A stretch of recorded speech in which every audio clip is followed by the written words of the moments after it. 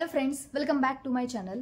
या चॅनलवरती आपल्या महाराष्ट्रामध्ये BSc नर्सिंग जी ॲडमिशन प्रक्रिया चालू आहे त्याच्या रिलेटेड मी टाइम टू टाइम तुम्हाला सगळ्यांना अपडेट देत असते. तर आता कॅप राऊंड 3 आपला डेट रिलीज झालेला आहे. CET सेलने त्याच्या डेट्स दिलेले आहेत. त्याच्यानुसार आता आपण पाहूया की महाराष्ट्रामध्ये किती सीट्स एकूण टोटल राऊंडमध्ये तुमच्या कॅप राऊंड 3 साठी आहेत. तर सफिशियंट ज्या काही सीट्स आहेत त्या अवेलेबल आहे. 6,911 टोटल सीट्स तुमच्या कॅप राऊंड 3 साठी आहेत. सीट मॅट्रिक्स जी रिलीज झालेली आहे त्याच्यामध्ये 6,911 जागा आहेत. आणि जे काही आपल्या ऑल ओव्हर महाराष्ट्रामध्ये गव्हर्नमेंट BSc नर्सिंगचे कॉलेजेस आहेत त्याच्यामध्ये 137 सीट्स व्हॅकंट आहेत गव्हर्नमेंट नर्सिंग कॉलेजमध्ये.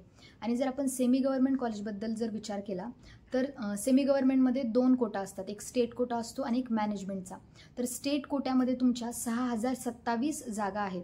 म्हणजे जेवढे पण तुमचे महाराष्ट्रातील BSc नर्सिंगचे कॉलेजेस आहेत त्याच्यामध्ये 6,027 सीट्स अवेलेबल आहेत. आणि मॅनेजमेंट म्हणजे जो तुमचा IQ स्टेट लेवल आहे, म्हणजे इन्स्टिट्यूट कोटा आहे किंवा ज्यांना मॅनेजमेंटमधून राऊंड घ्यायचं आहे, कॅप राऊंड 3 मधून ज्यांचं ॲडमिशन न घेता तुम्हाला जर स्पॉट राऊंड म्हणजे कॉलेजला इंडिव्हिज्युअल जाऊन जर तुम्हाला ॲडमिशन घ्यायचं असेल तर त्याच्यासाठी तुम्हाला तुमच्या इन्स्टिट्यूट कोटासाठी 747 जागा आहेत. आणि या जो IQ तुमचा राऊंड होणार आहे मॅनेजमेंटचा त्याच्यामध्ये ओपन कॅटेगरीमधून तुम्हाला ॲडमिशन भेटणार. कुठल्याही प्रकारचं स्कॉलरशिप वगैरे तुम्हाला मिळणार नाही. ते कॉलेजवरती डिफर असेल की ते फॉर्म भरणार की नाही MHADBTवरती. त्याचा एक वेगळा व्हिडिओ मी बनवेल स्कॉलरशिप रिलेटेड. तर तुम्ही पहा की आता संपूर्ण महाराष्ट्रामध्ये किती सीट्स आहेत. आणि कॅप राऊंड 3 हा एक तुमच्यासाठी बेटर चान्स आहे की तुम्हाला BSc नर्सिंगचं कुठल्याही प्रकारचं कॉलेज मिळवायचं असेल. कारण कॅप राऊंड 4 जो होणार आणि इन्स्टिट्यूट लेवल होणार त्याच्यामध्ये खूप कमी जागा शिल्लक असणार आहेत. तर जेवढ्या पण विद्यार्थ्यांना ज्यांना 40% आहेत, 50% आहेत त्यांना देखील BSc नर्सिंगचं कॉलेज अलॉट होऊ शकतं. आता आपण पाहिलेलं आहे की 58 किंवा 65% वाल्यांना देखील गव्हर्नमेंट कॉलेज पहिल्याच राऊंडला मिळालेलं आहे.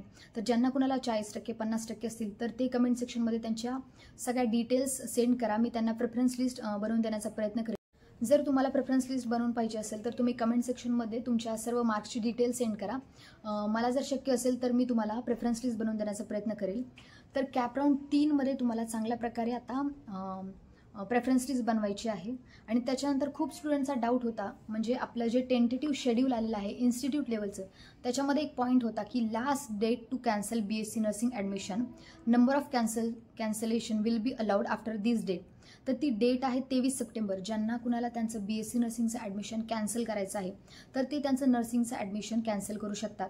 23 सप्टेंबर याची लास्ट डेट आहे. तुम्हाला तुमच्या जे काही कॉलेज अलॉट झालेलं आहे त्या कॉलेजला व्हिजिट करायचं आहे आणि त्या ठिकाणी जी काही तुमची सफिशियंट फीसच्या रिलेटेड जी काही इन्फॉर्मेशन असेल ती कॉलेजला एकदा कॉन्टॅक्ट करून विचारा. कारण प्रत्येक कॉलेजनुसार ते डिफर असणार आहे कॅन्सलेशनचं जी काही प्रोसेस आहे. तर कॉलेजला कॉन्टॅक्ट करा आणि तुम्ही तुमचं BSc नर्सिंगचं ॲडमिशन कॅन्सल करू शकता. कारण बऱ्याच जणांना BAMS करायचं आहे, कुणाला BDSचं कॉलेज अलॉट झालं असेल तर नर्सिंग नसेल करायचं तर तुम्ही 23 सप्टेंबरलाच तुमचं ॲडमिशन कॅन्सल करू शकता. एवढंच या आजच्या व्हिडिओमध्ये मला सांगायचं होतं. याच्यानंतर तुमचे जेवढे काही डाऊट्स असतील कमेंट सेक्शनमध्ये तुम्ही कमेंट करा.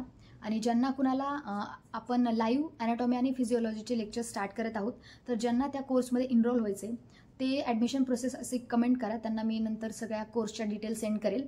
त्या कोर्सची फीज आपण ओन्ली 1,500 ठेवलेली आहे. तर काही डाऊट असतील तर तुम्ही कमेंट सेक्शनमध्ये ठेवू शकता. तोपर्यंत थँक्यू.